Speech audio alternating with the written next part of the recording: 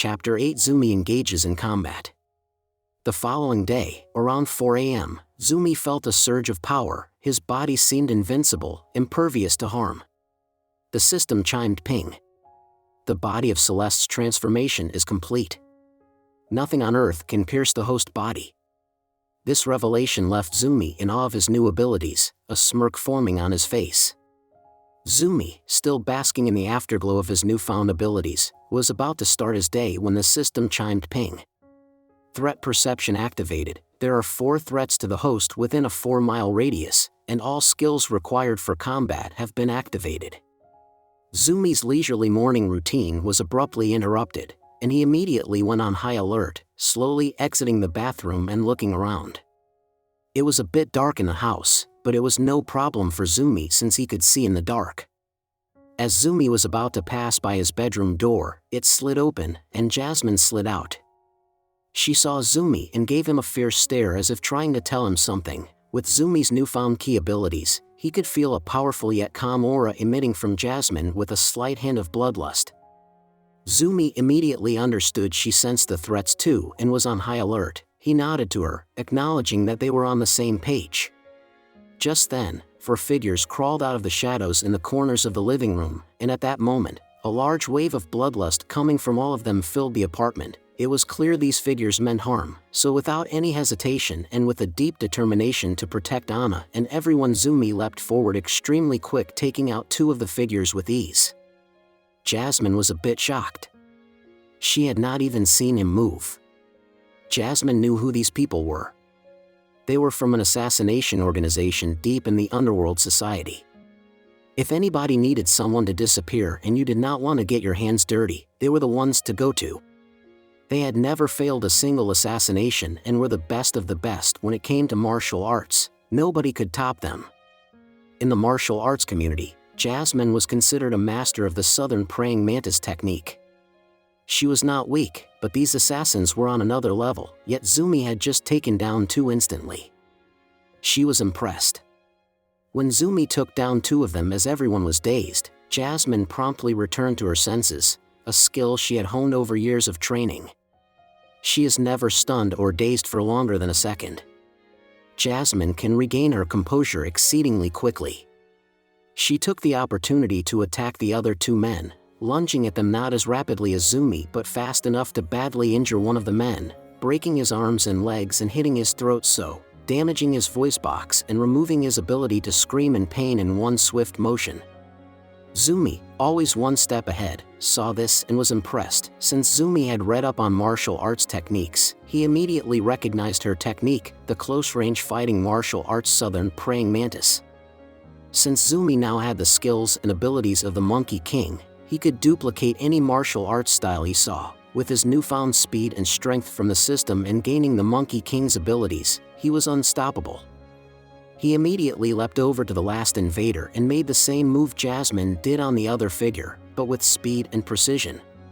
Jasmine did not even realize he had moved again until after the figure's body hit the floor. She looked at Zumi in awe and admiration. Just then, the system chimed ping. Jasmine's respect for you has grown immensely. Current progress is negative, 10 out of 10. Zumi was surprised at the fact that it was negative 10. So what did it used to be? He thought. Hearing that hurt Zumi a bit because he admired Jasmine quite a bit. However, he was even more determined to be closer to her now.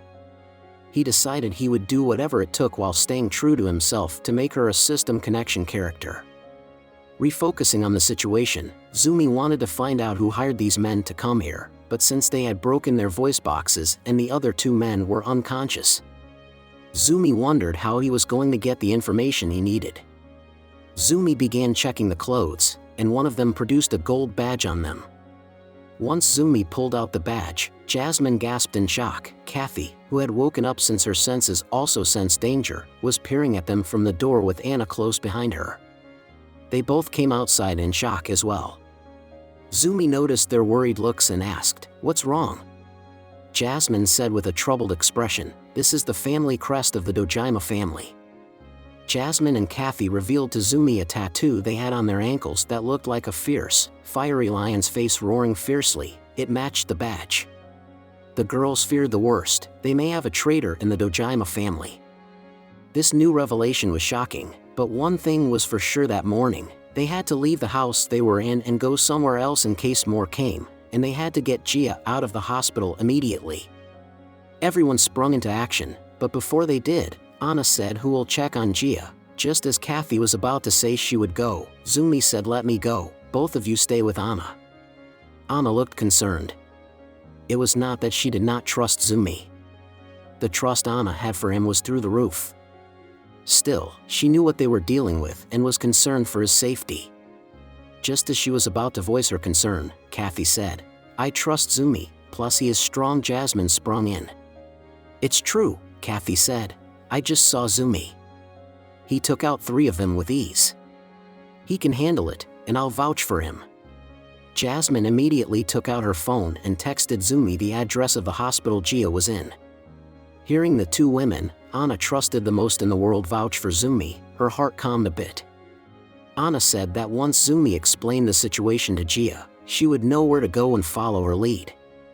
Zumi nodded and said, "Understood. I will bring her back safely, I swear." Just as Zumi said this, the system chimed ping. Speedster proficiency activated, and with that, Zumi vanished from the spot he was in. On Zumi's way to the hospital, he decided to upgrade the system. He offered over the 5 pieces of gold he had bought from the Uber driver to the system, and the system chimed ping. The system has upgraded to level 2. All host attributes and subpoints plus 50 hosts have received a charisma reward chest. All host skills and abilities have leveled up to the max level. Host medical skill has reached the max level host and now has acquired Grandmaster TCM proficiency skill. Zumi said to open both reward chests. The system chimed ping. The host has chosen to open reward chests, offering random rewards. The host has acquired a high-tier reward Legendary Eagle Storage Bracelet. Explanation: this bracelet acts like a storage unit. It has a unique space within the bracelet space and can store up to 500 elephants. Just then, a black bracelet with an antique bronze plate and an engraved eagle on the plate appeared. Zumi put it on immediately and called his staff to him. Once it arrived, he thought of it entering into the space, and instantly, it was sucked into the bracelet. What is the system that chimes and gives Zumi his powers? Who hired the assassins to attack Zumi and his friends? What is the significance of the Dojima family crest and the tattoo on Jasmine and Kathy's ankles?